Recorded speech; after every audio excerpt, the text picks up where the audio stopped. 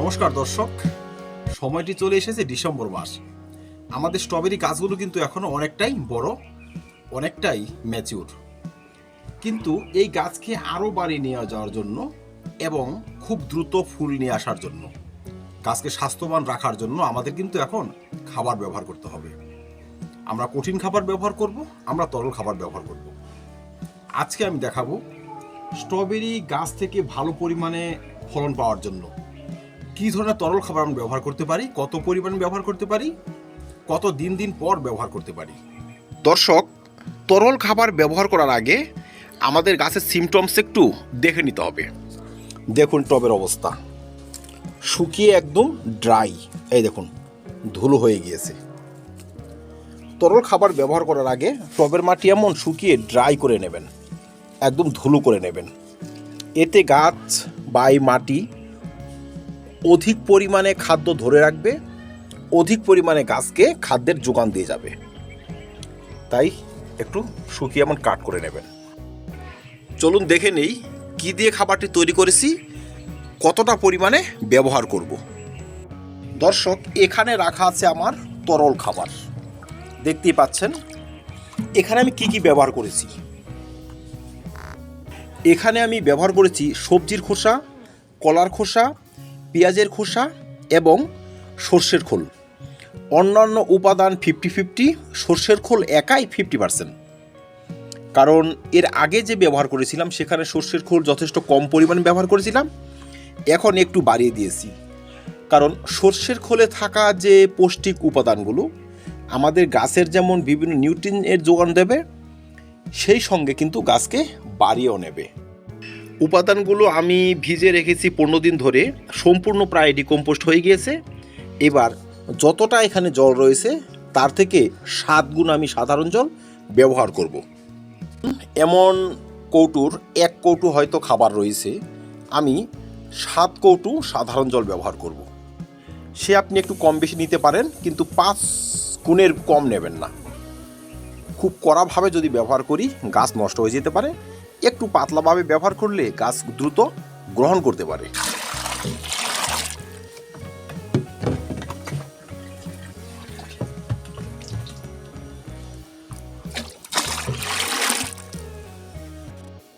এবার এই খাবারের সঙ্গে আমি বিশেষ একটি উপাদান অ্যাড করতে চাচ্ছি, সেটি হচ্ছে একটি ছত্রাকনাশক।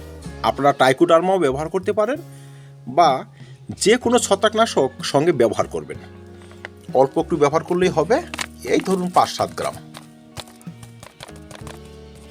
ব্যাস, এবার আমি উপাদানটি ঘেটে দেব।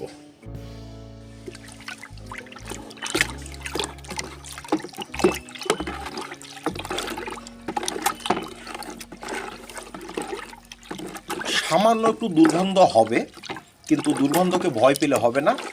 এটি হচ্ছে গাছের অমৃত খাবার। আমাদের স্ট্রবেরি গাছগুলো এই খাদ্যে এতটা পুষ্ট থাকবে বা এতটা বাড়বে যে আপনি কল্পনাই করতে পারবেন না।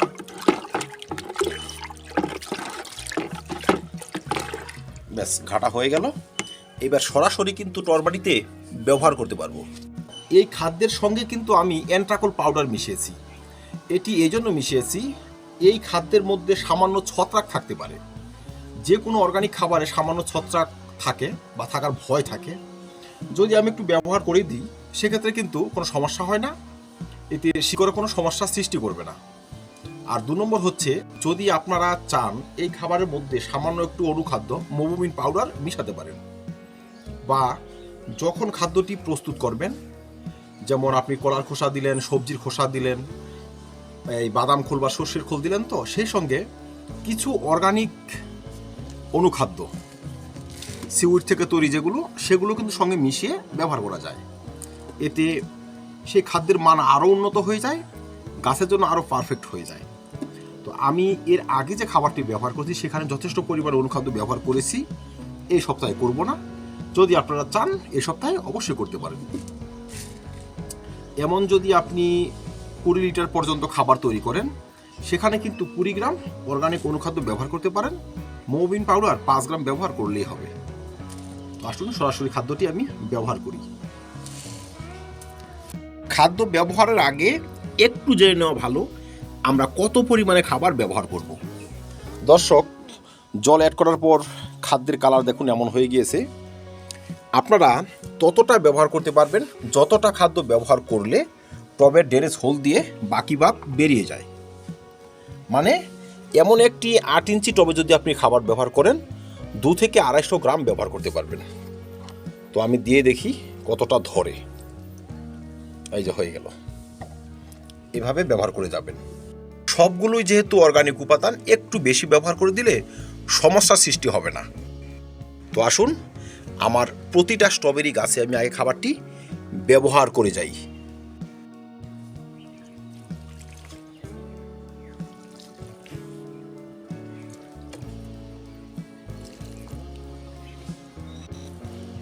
দর্শক, এখানে আমি স্ট্রবেরির বেড তৈরি করেছি।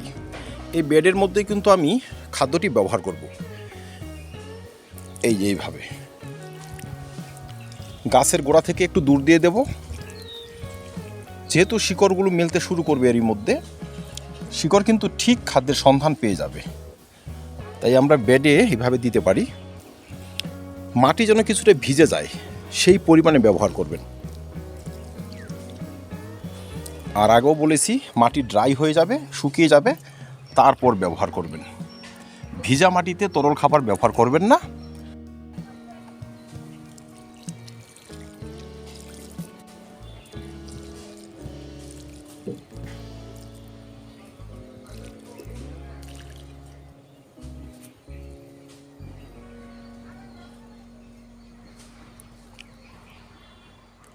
এবার আসুন কয়েকটি ইম্পর্ট্যান্ট তথ্য আমরা জেনে নিই।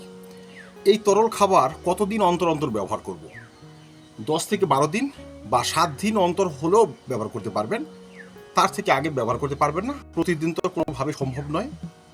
দ্বিতীয়ত হচ্ছে, যখন আপনার গাছ বসাবেন যথেষ্ট জৈব খাবার দিয়ে বসাবেন, মাটি প্রস্তুত করে বসাবেন। তার 15 দিন পর থেকে কিন্তু খাদ্য ব্যবহার করতে পারবেন। 15 দিনের আগে খাবার ব্যবহার করবেন না।